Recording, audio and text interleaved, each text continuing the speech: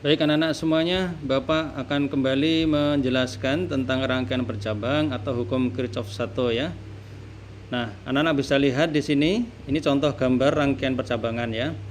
Nah, di sini anak-anak bisa menyaksikan di gambar ini mana tanda panah yang menuju titik percabangan ini dan mana tanda panah yang meninggalkan atau keluar dari titik percabangan ini ya. Maksudnya bahwa jika I1, I2, I3, I4 ini adalah lambang dari kuat arus yang mengalir pada penghantar, maka panah yang masuk menuju titik percabangan atau menuju titik percabangan ini, maka ini adalah kuat arus yang masuk ya.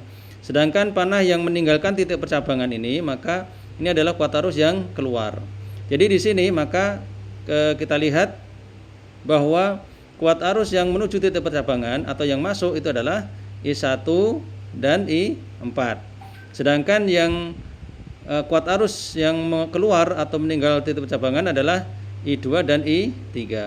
Nah, berdasarkan hasil pengamatan dari Kirchhoff, maka diambil kesimpulan atau Kirchhoff menyatakan dengan kesimpulannya bahwa pada rangkaian bercabang, jumlah kuat arus yang masuk menuju titik percabangan sama dengan jumlah kuat arus yang keluar meninggalkan titik percabangan itu. Nah, dari sini maka diambil kesimpulan dalam rumus bahwa jumlah atau sigma I masuk sama dengan sigma I keluar. Nah, ini ketentuan rumusnya. Bapak ulangi bahwa sigma I masuk atau jumlah kuat arus yang masuk sama dengan sigma I keluar atau jumlah kuat arus yang keluar. Nah, kalau kita kembali kepada rangkaian tadi, maka dari gambar ini kita bisa menentukan bahwa kuat arus yang masuk itu adalah I1 dan I4 dan kuat arus yang keluar adalah I2 dan I3.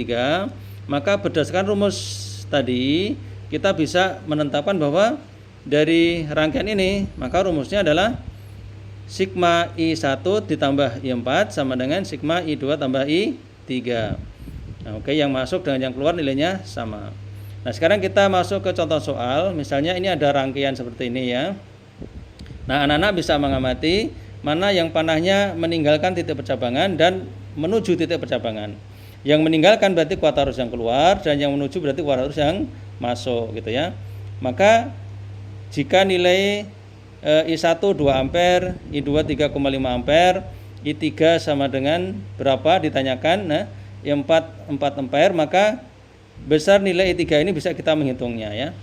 Nah, untuk menghitungnya maka kita harus mengikuti prosedur yang sesuai ya, bahwa diketahui I1 sama dengan 2 ampere, I2 3,5 ampere, I4 4 ampere, maka I3 sama dengan berapa untuk dihitung. Nah, kita masukkan dalam rumus sigma I masuk sama dengan sigma I keluar. Nah, sehingga I3 ditambah I4 sama dengan I1 tambah I2. Nah, sehingga kita masukkan nilainya I3 ditambah 4 sama dengan 2 tambah 3,5. Nah, sehingga I3 sama dengan jumlah 2 tambah 2,5, 2 tambah 3,5 adalah 5,5 dikurangi 4, maka I3 nilainya 1,5 ampere. Nah, ini cara menghitungnya. Nah, karena itu anak-anak tolong bisa menghitung contoh yang nomor 2 ini ya. Itu ada rangkaian percabangan, ada 5 percabangan ya, sedangkan yang tadi ada 4 cabang. Anak-anak tinggal menentukan mana arah panah menuju titik percabangan dan mana arah panah meninggalkan titik percabangan. Yang menuju titik percabangan adalah yang masuk dan yang meninggalkan percabangan adalah yang keluar. Jumlah yang masuk sama dengan jumlah yang keluar. Nah, silakan anak-anak untuk mengerjakan dengan sebaik-baiknya. Mudah-mudahan anak-anak bisa mengerjakan dengan benar.